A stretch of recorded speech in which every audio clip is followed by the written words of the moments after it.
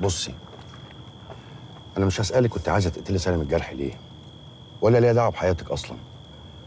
لكن انا ما اقدرش اشوف حد لسه ما هضمتش معاه اللقمه اللي كلتها في خطر واقف اتفرج واعمل عبيط. ممكن تسيبني وتمشي بقى؟ لا يا حلوه، ما كانش يتعز. انا مش هسيبك كده في وسط الشارع في نصاص الليالي. انا مش هسيبك غير في بيتكم لما تبقي في الامان، وبعد كده ابقي اعملي اللي انت عايزاه.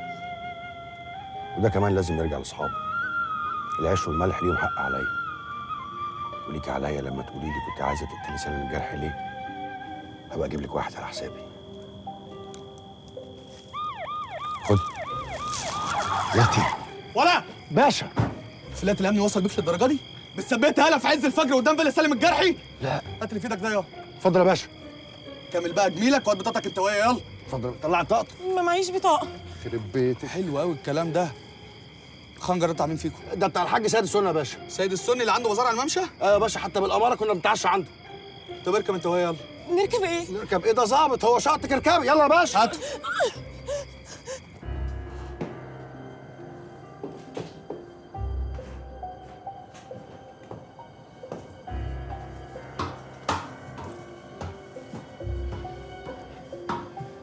ها، كله تمام يا باشا. انا هدخل اريح في اوضتي.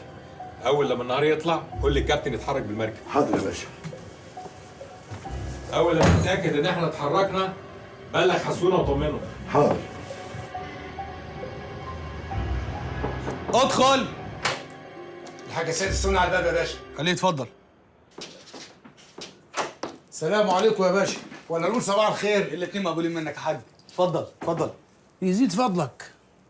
اخبار البازار ايه يا حاج؟ كله تمام؟ الحمد لله كله تمام. تعرف الشباب اللي هناك ده يا حاج؟ ايه ده؟ انتوا اللي جابكوا هنا؟ انتوا كويسين؟ الحمد لله يا حاج، الحمد لله. اصل الباشا خدنا تحري وكان عايز. ولا هترجع ولا ايه؟ شكلك عارفهم يا حاج. بقول لك إيه يا حاج، خنجر ده من عندك في البازار؟ اه طبعا. ده انا حتى بديلي الولاد هديه لما كانوا عندي امبارح.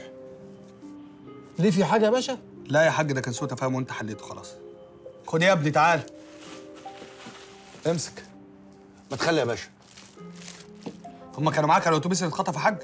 ايوه كانوا معايا. طيب يا باشا، اقدر اخد الولاد ولا سيادتك عايزهم في حاجه تانية؟ لا تمام يا حاج، اتفضل. متشكرين. اتفضل يا حاج. انس السماح، ايوه. انا لو مكانك اعمل ورق البطاقه ده عشان خاطر الايام السوداء اللي احنا فيها.